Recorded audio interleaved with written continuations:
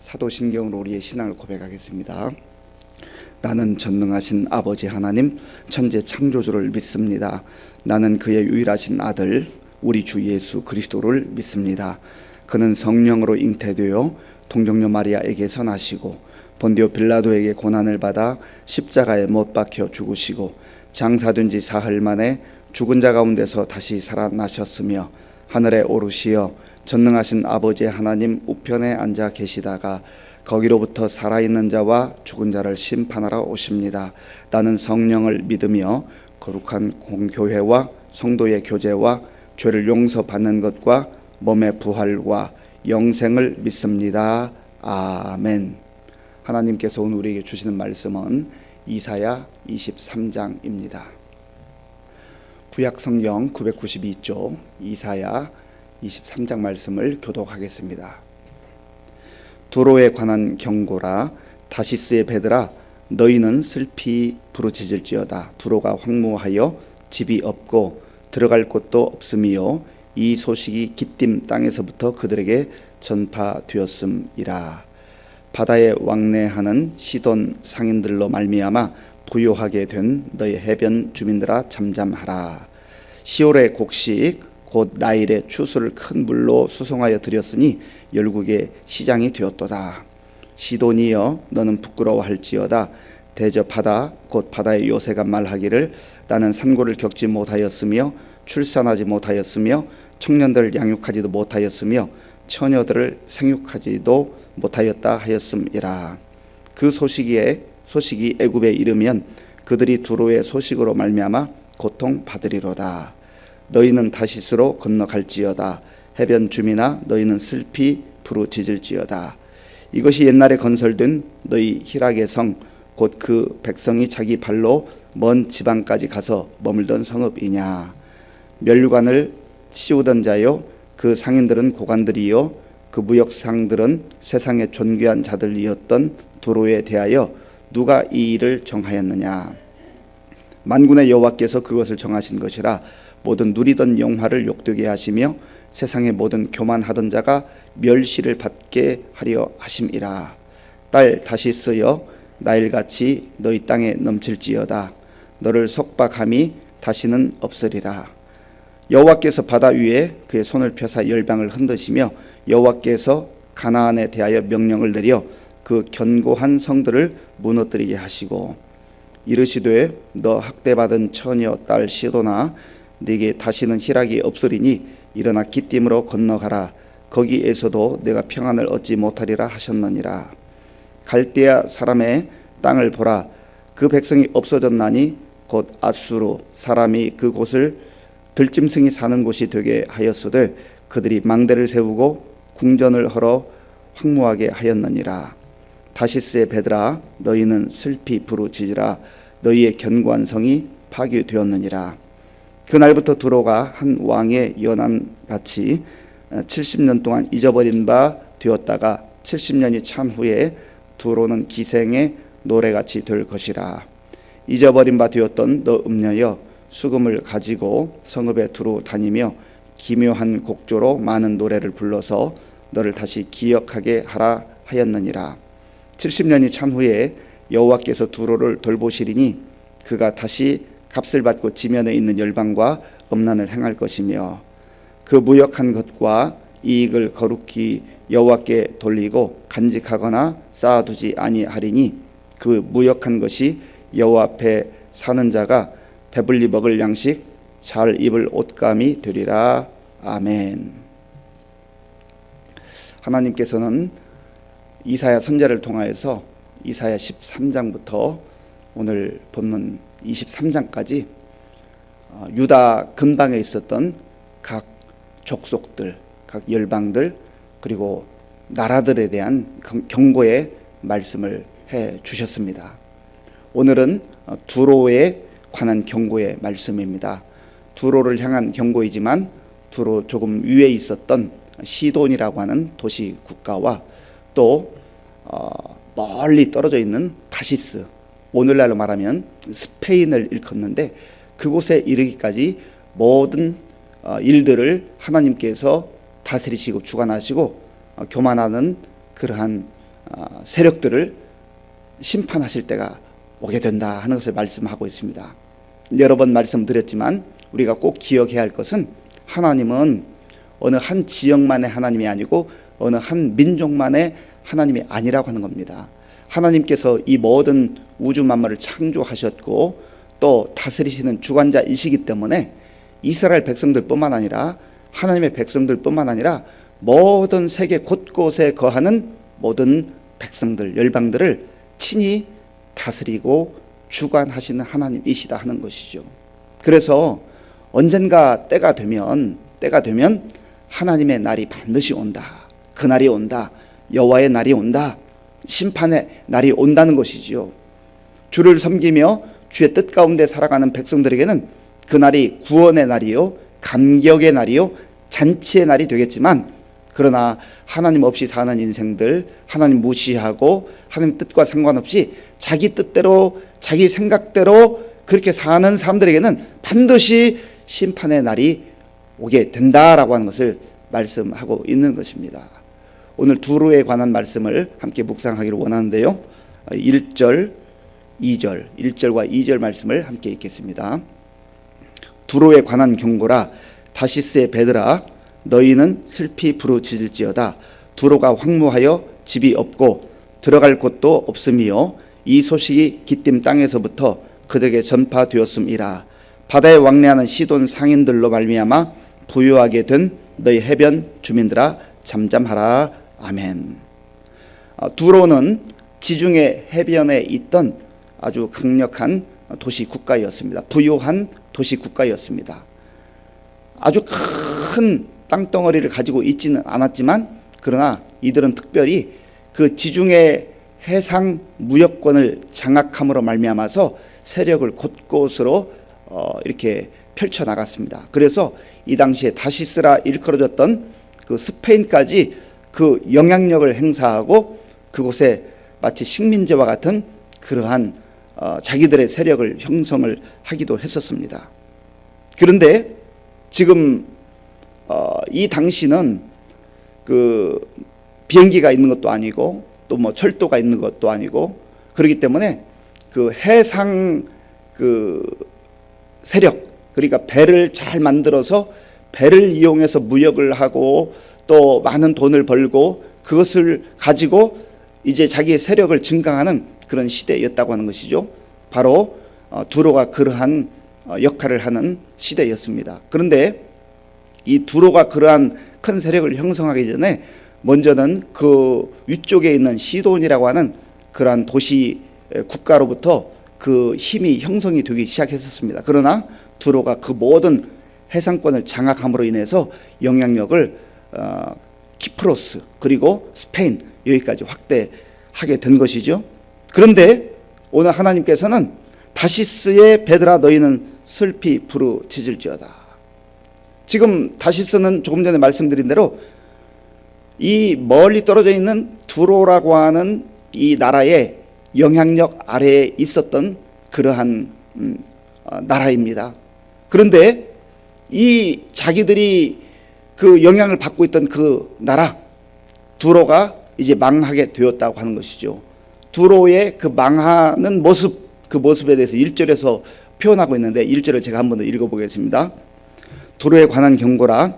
다시스의 배들아 너희는 슬피 부르짖을지어다.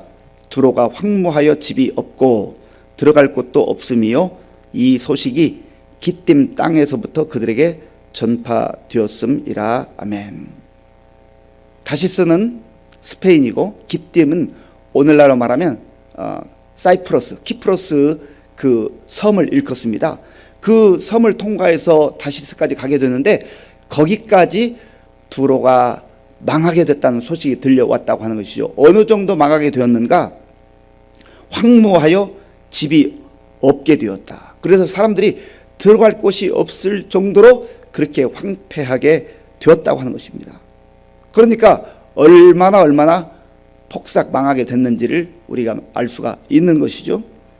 그리고 2절에 보면 바다에 왕래하는 시돈 상인들로 말미암아 부요하게 된 너희 해변 주민들아 잠잠하라.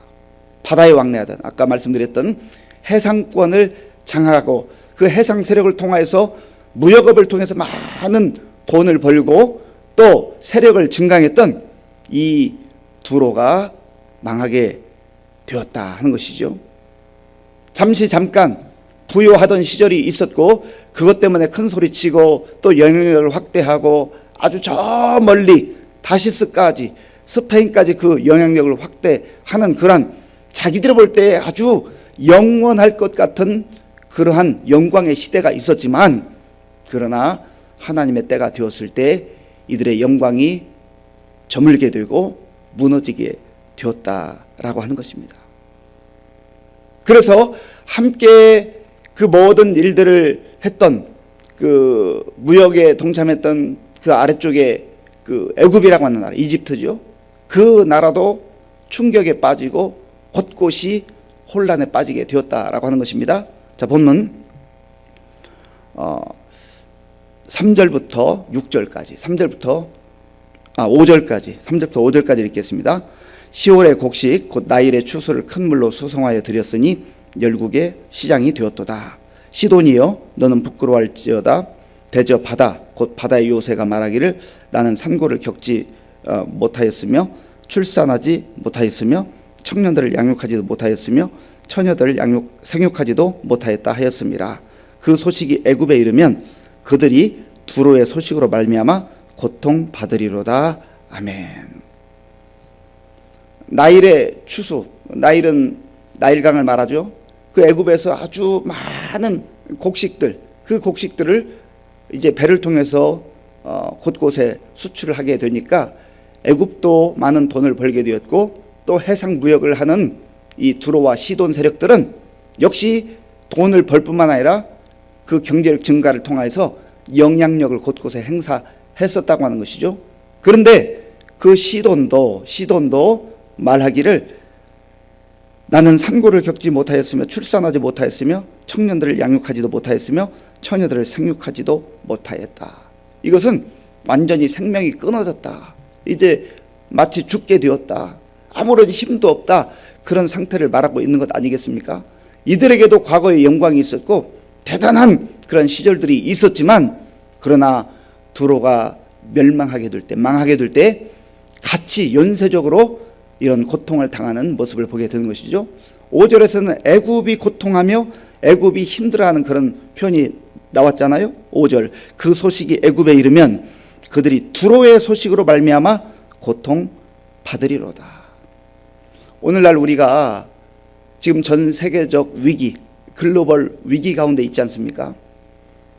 러시아가 우크라이나를 침공했는데 우리나라와는 상관이 없을 것 같은데 저기 물리적 거리는 멀리서 일어난 전쟁 같은데 이게 전 세계에 여파가 있는 것이죠. 이 당시도 마찬가지라는 것이죠. 그 영향력이 지금에 비해서는 조금 적을지는 모르지만 그러나 경제력을 의지하고 또 자기들이 가지고 있는 그 세력 그걸 가지고 좌지우지할 것 같지만 그러나 연쇄적으로 그러한 파동이 일어난다는 거예요. 그래서 어떤 강력한 나라가 세계를 주름잡고 역사를 이끌어가고 하는 것 같지만 궁극적으로는 하나님의 손 안에 있다. 하나님을 의지하지 않으면 그렇게 대단한 영광을 누렸던 나라, 그런 나라의 영광도 다 무너질 날이 오고 끝나게 될 날이 오게 된다는 것이죠. 자, 본문 7절을 제가 읽겠습니다. 7절입니다. 이것이 옛날에 건설된 너희 희락의 성 곧 그 백성이 자기 발로 먼 지방까지 가서 머물던 성읍이냐.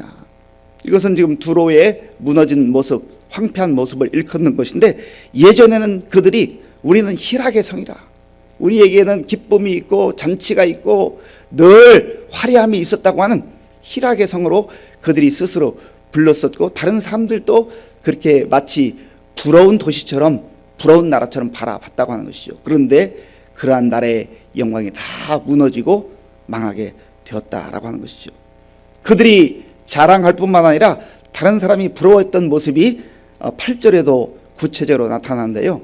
우리 8절은 같이 읽겠습니다.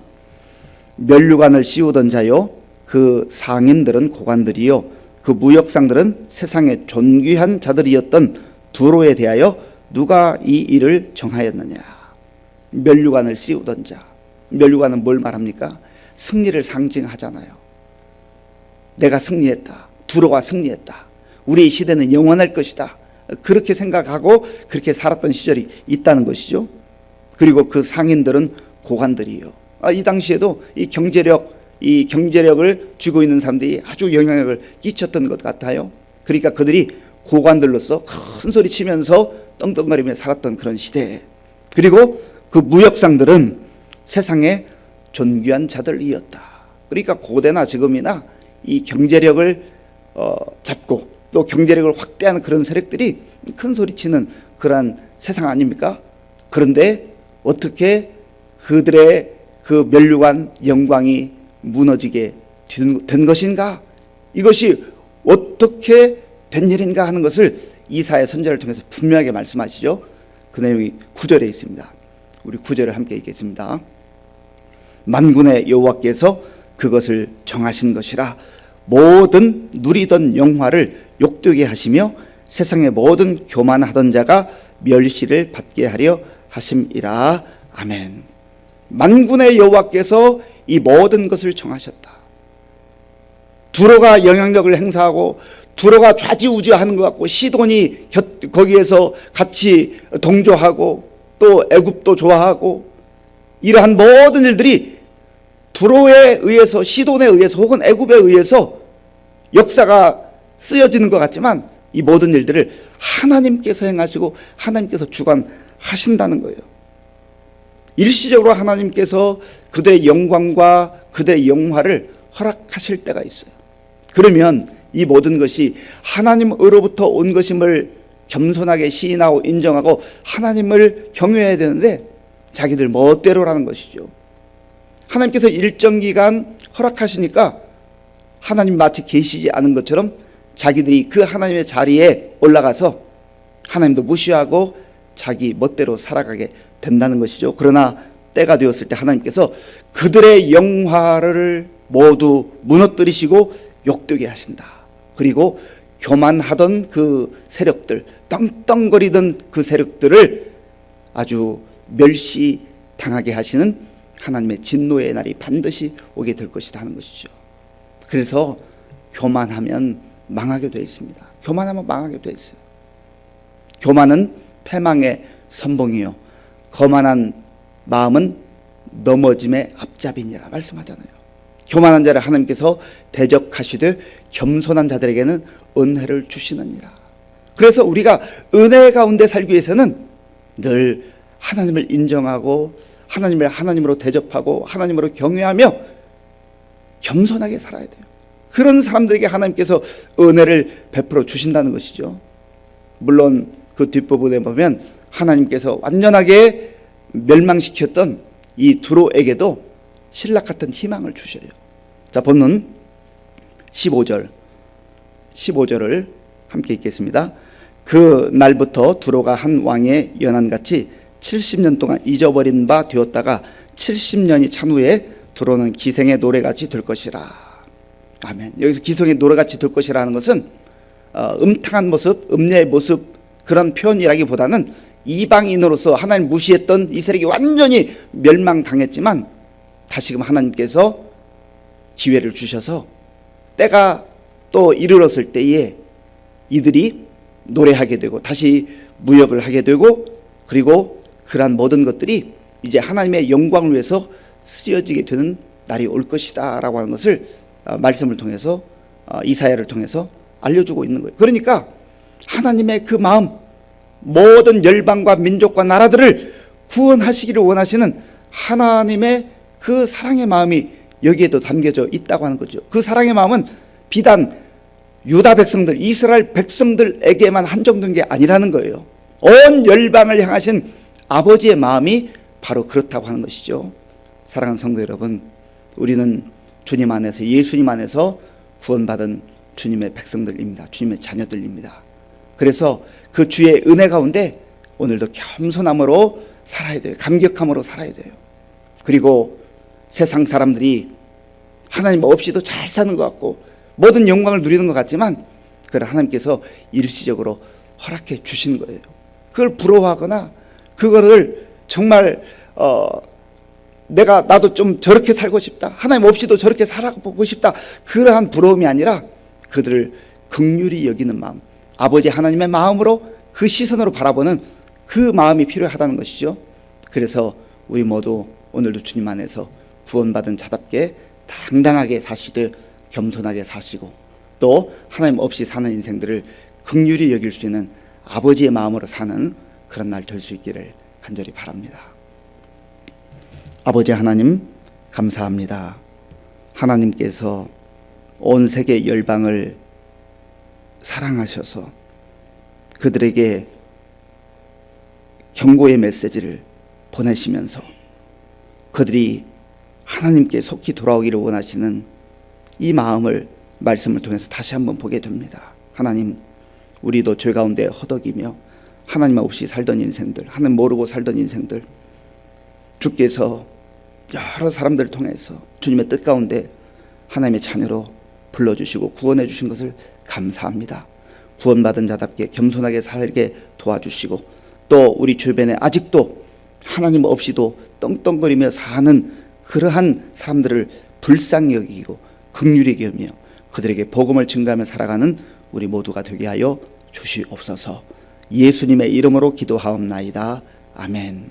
주기도문으로 예배를 마치겠습니다.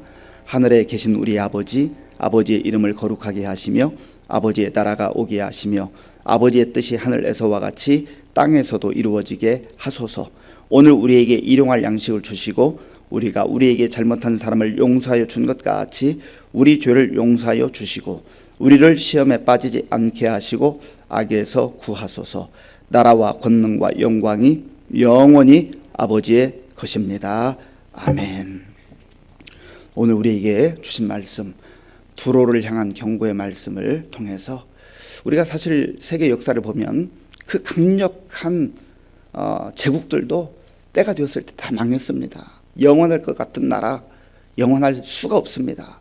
그래서 정말 우리 각자에게 주시는 말씀뿐만 아니라 온 세계 열방을 향하여서 주시는 아버지의 말씀, 복음의 말씀을 우리가 듣고, 때로는 경고의 말씀을 듣고 회개하고 주께 돌아오며, 또 우리는 구원받은 자에게 살고 복음을 전하는 우리 모든 성도들 될 수 있도록 기도하시고요. 또 나라와 민족을 위해서 정말 힘들고 어려운 때 하나님께서 지도자들에게 지혜를 주시고 하나님을 경외하는 마음 주셔서 또 나라와 민족을 잘 경영하고 다스려갈 수 있도록 기도해 주시기 바랍니다. 우리 교회와 또 성도님들 위해서 기도할 때 우리 어르신들과 또 환우들과 다음 세대 위해서 기도해 주시고요. 이제 내일 모레 주일인데 우리 모든 성도들 또 주일을 사모하고 말씀을 사모하고 은혜를 사모하면서 주일 예배를 또 준비할 수 있도록 위해서 기도해 주시고, 우리 청년들, 특별히 군에 가 있는 청년들 위해서 기도해 주시고요. 또 세계 곳곳에서 복음 증하는 우리 선교사님들 위해서 함께 기도하겠습니다. 그리고 이제 전반기에 새가족들 많이 보내주셨는데 우리 교회 잘 정착하게 도와주시고, 또 이들이 귀한 주님의 일꾼들로 세워질 수 있도록 같이 기도하겠습니다. 아버지 하나님, 감사합니다. 하나님께서 은혜를 베풀어 주셔서 오늘도 우리에게 복된 날을 허락해 주심을 감사합니다. 하나님 감사합니다. 하나님께서 오늘도 우리에게 다시 한번 기회를 주시고 또 하나님의 은혜 가운데 살아갈 수 있도록 인도하여 주셔서 감사합니다. 하나님 아버지, 우리에게 주신 말씀을 통해서 우리가 얼마나 복받은 자들이고 하나님의 사랑과 은혜 가운데 사는 인생인 것을 말씀을 통해서 다시 한번 확인하며 오늘 하루 기뻐하며 감사하며 찬송하며 살아가게 하여 주시옵소서. 하나님 아버지, 하나님 없이도 잘 사는 것처럼 보였던, 하나님 없이도 대단하게 사는 것처럼 보였던 그 두로와 시돈이 하나님이 정하신 때가 되었을 때 무너질 수밖에 없고 이들이 정말로 망할 수밖에 없다고 하는 것을 오늘 말씀을 통해서 다시 한번 보여주시니 하나님 감사합니다. 우리가 좌절하지 말게 하시고 낙심하지 말게 하시고, 때로는 하나님 없이도 잘 되는 것 같고 하나님 없이도 모든 것이 형통한 것 같은 그런 사람들을 볼 때마다 하나님 아버지여, 힘들 때도 있고 어려운 마음으로 살아갈 때도 있지만 그러나 하나님을 경외하며 하나님 뜻 가운데 믿음으로 사는 것이, 하나님 말씀대로 사는 것이 가장 복된 삶인 것을 알게 하시고 우리가 묵묵히 겸손한 마음으로 주의 은혜 가운데 주의 은혜를 구하며 살아갈 수 있도록 인도하여 주시기를 원합니다. 하나님 아버지, 또한 우리 자신들의 하나님의 자녀들로 성도들로서 어디 있든지 있는 그곳에서 복음의 사람들로 살게 하시고 복음의 향기를 드러내게 하시고 빛과 소금의 역할을 감당하게 하시며 또한 복음을 담대하게 증거하는 그러한 주의 제자들로 증인들로 살아갈 수 있도록